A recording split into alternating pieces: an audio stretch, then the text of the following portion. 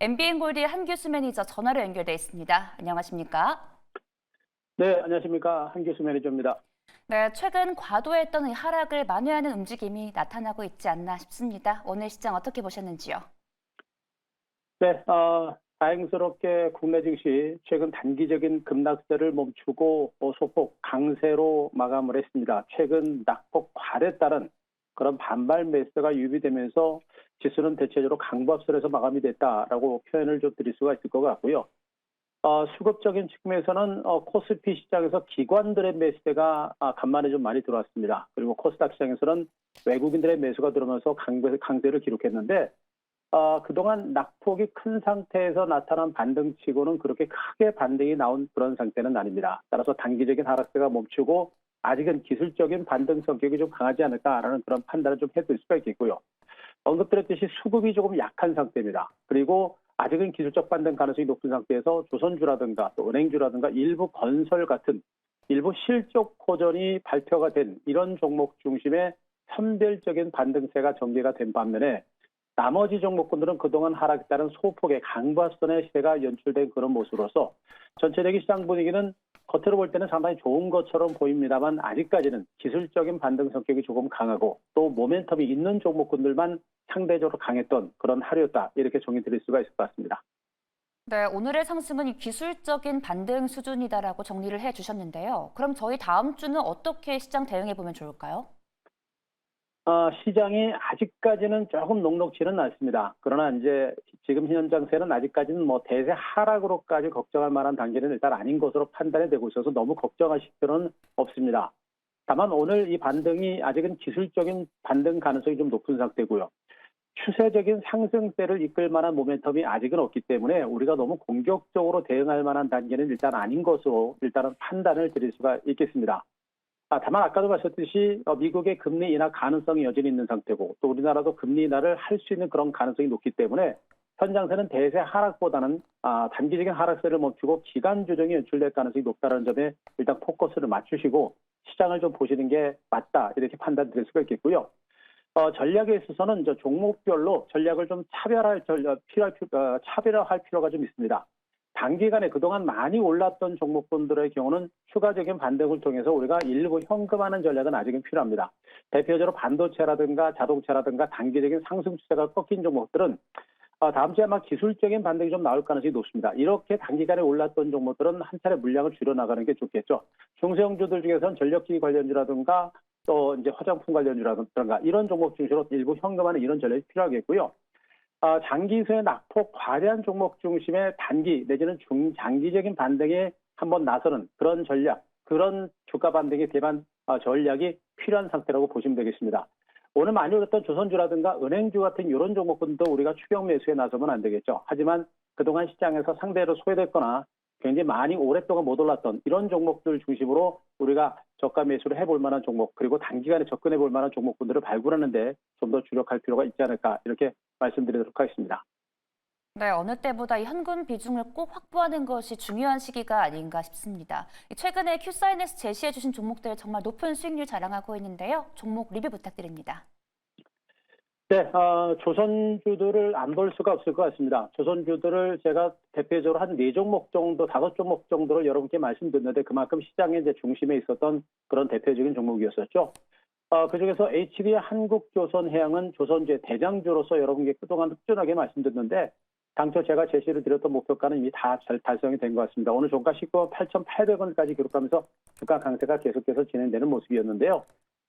일단은 지금부터는 HD한국조선해양은 추격 매수는 좀 자제를 하시는 게 좋을 것 같습니다. 워낙에 지금 현재 조선주들은 실적이 좋게 발표가 됐고 또 업황 초호황에 대한 기대감이 상당히 높은 상태입니다. 여기다가 트럼프 호재까지 가세면서 주가가 많이 올라와 있는 이런 상태인데요. 지금 뭐 주가가 급등하면서 증권사를 중심으로 목표가가 상향 조정되는 그런 리포트들이 많이 나왔습니다만 그런 기대감들은 이미 단기간에 어느 정도 선 반영이 된 것으로 보시면 되겠습니다. 물론 아직은 업황 자체가 좋기 때문에 쉬었다가 다시 갈 수 있는 가능성이 높기 때문에 아직은 긍정적인 시각은 유지하시되 단기간에 주가가 좀 많이 올랐다는 측면을 감안할 때 저는 추격 매수는 좀 자제했으면 좋겠고 보유하신 분들은 적어도 절반 정도는 물량 한 번 정도 털어내시고 현금 좀 확보하셨다가 나중에 충분한 기간 조정이라든가 눌림의 조정이 왔을 때 재매수를 고려하는 이런 전략이 좋겠고요. 후발주로 움직였었던 삼성중공업도 굉장히 무겁게 움직이는 것처럼 보이다가 결국엔 이 종목도 목표가를 달성을 했습니다. 오늘 무려 8.4% 급등하면서 11,870원까지 올라갔습니다. 마찬가지로 거래량이 4,200만 주까지 크게 늘어나는 그런 모습이 나타났고요. 외국인들이 무려 990만 주 매수로 들어오면서 주가 급등세를 연출했는데 외국인들이 990만 주 매수가 들어왔으면 매수 클라이막스 정도로 보시는 게 좋을 것 같습니다. 따라서 일단 이 종목도 여기서부터 추격 매수하는 것보다는 마찬가지로 보유시가 적어도 절반 정도 한 번 정도 차익 실현을 한 번 한 다음에 나중에 충분하게 눌림이 나왔을 때 그때 가서 재매수를 한번 고려하는 전략도 필요할 겁니다.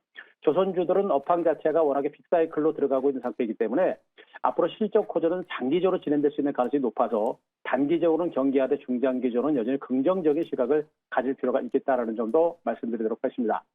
마지막으로 건설주 GS건설을 한번 말씀드리겠습니다. 단기 상승에 따른 눌림을 주고 재반등에 나서는 그런 모습이었었죠. 단기적인 상승 후에 눌림 주고 강력한 실적 호전을 바탕으로 또 한 번 급등이 나왔고요. 기관과 외국인들의 양매수가 들어왔고 외국인들이 무려 73만 주 매수하면서 주가 급등이 나오는 형태입니다. 역시 실적 호전을 바탕으로 주가가 급등이 나오는 이런 형태가 진행됐죠. 하지만 이제 GS건설의 실적이 지속적으로 좋아지기는 쉽지는 않을 걸로 일단 예상을 하고 있습니다. 그래서 아직까지는 부동산 시장이 그렇게 엄청나게 좋아지고 있는 상태는 아닌 것으로 보고 있기 때문에 GS건설은 일단 수익 나신 분들 축하드리고 가지고 계신 분들은 추가적인 반등을 통해서 일단은 매도하는 그런 관점으로 대응을 하시는 게 좀 더 바람직하지 않을까 이렇게 판단드리겠습니다. 네, 새 종목 리뷰해봤고요. 어떻게 보면 시장을 끌어올릴 재료가 부족한 상황에서는 저희 다음 주 어떤 종목으로 대응하면 좋을까요? 네, 종목 선별이 조금은 많이 신중한 장세라고 보시면 되겠습니다. 그동안 시장을 이끌었었던 반도체라든가 전력기기라든가 자동차 이런 종목들 많이 올랐고요. 특히나 이제 최근에 제가 강조했던 조선주들까지도 은행주들까지 마지막으로 강세가 나타나다 보니까 딱히 앞으로 시장을 주도할 만한 그런 종목들이 많이 없는 상태입니다. 그래서 단기간에 올랐던 종목들은 지금은 우리가 추격 매수하는 전략은 좀 자제하시는 게 좋겠고 소외됐던 종목들 그런 가운데 역시 이제 실적이 받침되고 좀 안정적인 종목을 좀 보자라는 측면에서 오늘 통신주 쪽에 SK텔레콤이라는 종목을 한번 가져왔습니다. 자, 통신주들은 정말 무거워서 많이들 안 보고 있는 그런 종목 중에 하나죠. 그런데 최근에 통신주들 특히나 이제 SK텔레콤과 KT 같은 종목들에 대해서 기관과 외국인 투자들의 쌍끌이 매수가 들어옵니다. SK텔레콤이라든가 KT 같은 종목들은 대표적인 경기 방어주죠. 거기다가 기업의 가치 실적은 꾸준하게 유지되고 있는 대표적인 가치주입니다.